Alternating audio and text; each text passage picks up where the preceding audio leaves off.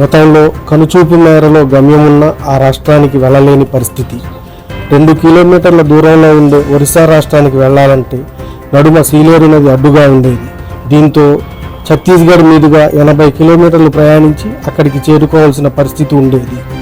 రవాణా పరంగా 4 రాష్ట్రాలైన ఆంధ్ర, ఒడిస్సా, ఛత్తీస్గఢ్, తెలంగాణ ప్రజలు తీవ్ర ఇబ్బందులు పడేవారు. ప్రస్తుతం అదే సీలేరు నదిపై ఆంధ్ర, ఒడిస్సాలను కలుపుతూ నిర్మించిన వారధి 4 రాష్ట్రాలకు అనుసంధానంగా మారింది.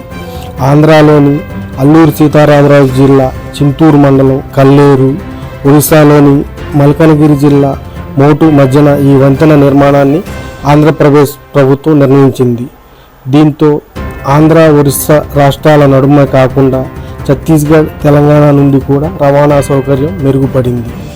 ఆంధ్రాలోని విజయవాడ నుండి, తెలంగాణలోని హైదరాబాద్, కరీంనగర్ నుండి ఆంధ్ర సరిహద్దుల వరకు బస్సులను నడుపుతున్నారు. ఒడిశా నుండి ఆంధ్ర, తెలంగాణలకు ప్రైవేటు బస్సులు కూడా అధిక సంఖ్యలో నడుస్తున్నాయి. సీలేరు నదిపై నిర్మించిన ఈ వారధి 4 రాష్ట్రాల ప్రజలకు ఎంతో ఉపయోగకరంగా మారిందని చెప్పవచ్చు. ఈ వంతెన నిర్మాణంతో ఆంధ్ర ప్రజలు ఒడిశాలోని మల్కనగిరి, జైపూర్, కోరాపుట్ వంటి పట్టణాలకు వెళ్లేందుకు, ఒడిశా ప్రజలు ఆంధ్రాలోని రాజమండ్రి, కాకినాడ, విజయవాడ, తెలంగాణలోని భద్రాచలం, హైదరాబాద్ వంటి ప్రాంతాలకు వెళ్లేందుకు మార్గం సుగమం అయింది. ప్రస్తుతం సబరి నదిపై ఛత్తీస్గఢ్, ఒరిస్సాల నడుమ కూడా కొత్తగా వంతెన నిర్మాణం చేపట్టడంతో ఈ 2 వారధుల ద్వారా 4 రాష్ట్రాలకు రవాణా సౌకర్యం మరింత మెరుగుపడింది. సబరి, సీలేరు నదులకు సంబంధించి 3 రాష్ట్రాల సంగమ ప్రదేశంలో ఈ 2 వారధులు ఉండటం విశేషం. చింతూరు మన్యానికి సరిహద్దుగా ఉన్న వారధుల ప్రాముఖ్యత ఒకెత్తైతే చింతూరు మన్యానికి మరో ప్రాముఖ్యత కూడా ఉంది. అదేంటంటే చింతూరు మన్యం 4 రాష్ట్రాలకు సరిహద్దుగా ఉంటుంది. ఆంధ్ర, ఛత్తీస్గఢ్, తెలంగాణ, ఒరిస్సా రాష్ట్రాలకు సరిహద్దు ప్రాంతంగా ఉంటుంది. ఆంధ్రప్రదేశ్ రాష్ట్రానికి ఎటపాక వద్ద సరిహద్దు కాగా తెలంగాణ రాష్ట్రానికి భద్రాచలం వద్ద సరిహద్దుగా ఉంటుంది. అలాగే ఛత్తీస్గఢ్ రాష్ట్రానికి చిడుమూరు, కుంటా మధ్య గల సరిహద్దు ప్రాంతంగా ఉంటుంది.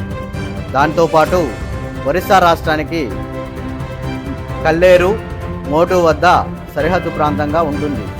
ఈ 3 రాష్ట్రాలకు ముఖద్వారంగా చింతూరు మన్యం ఉండటం ప్రత్యేక విశేషం.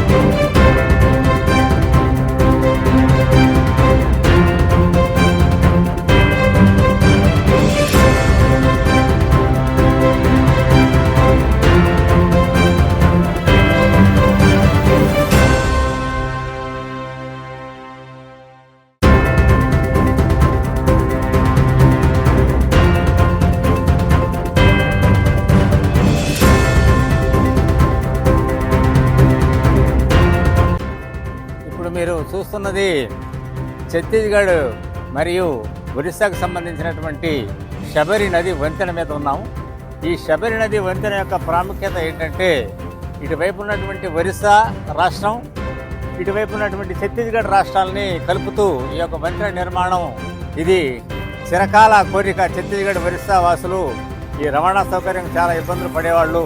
ఈ పడవల మీద ప్రయాణించేవాళ్ళు వరదల సమయంలో కూడా చాలా ఇబ్బంది పడుతూ నాటు పడవల్లో దాటుకుంటూ వాళ్ళు ఛత్తీస్గఢ్ కుంటలో ఉన్నటువంటి ఆ సంతకి వెళ్ళి, గురువారం జరిగే సంతకి వెళ్ళి నిత్యావసరాలు కొనుక్కొని తీసుకొచ్చేవాళ్ళు. అంతేకాకుండా ఇక్కడ ఉన్నటువంటి ఒరిస్సా రాష్ట్రం చాలా వెనుకబడ్డ రాష్ట్రం ఇది. ఈ ఒరిస్సా రాష్ట్రంలో ఉన్నటువంటి మల్కనగిరి జిల్లా మోటు తాలూకా కేంద్రం సరిహద్దులో ఇప్పుడు ఈ వంతెన అనేది నిర్మించడం జరిగింది.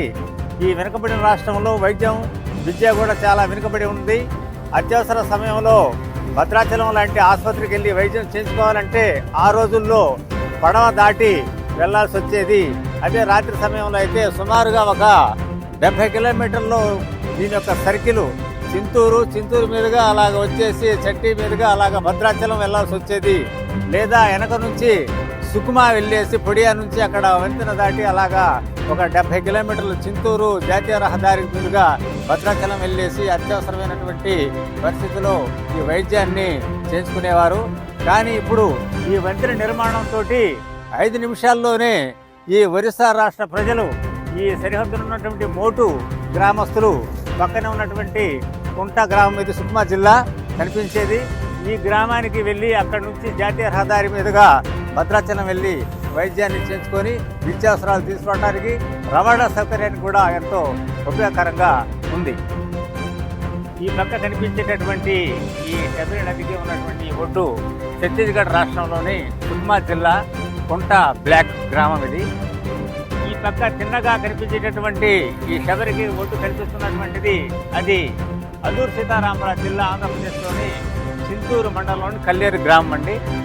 ఇటువైపు కనిపించేటటువంటి ఈ శబరి గట్టు ఇది ఒరిస్సా రాష్ట్రంలోని మల్కనగిరి జిల్లా మోటు తాలూకాలోని అది మొగి అంటారు దాన్ని. ఈ 3 రాష్ట్రాల సరిహద్దులో గుండా అటు నుంచి సీలేరు ఇటు నుంచి శబరి నదులు ఈ 2 ఇక్కడ సంగమంగా ఏర్పడి ఇక్కడ నుంచి తిన్నగా ఒక 30 కిలోమీటర్లు వెళ్ళాక కోనవరం వద్ద గోదావరిలో కలిసి ప్రవహిస్తూ ఉంటాయి.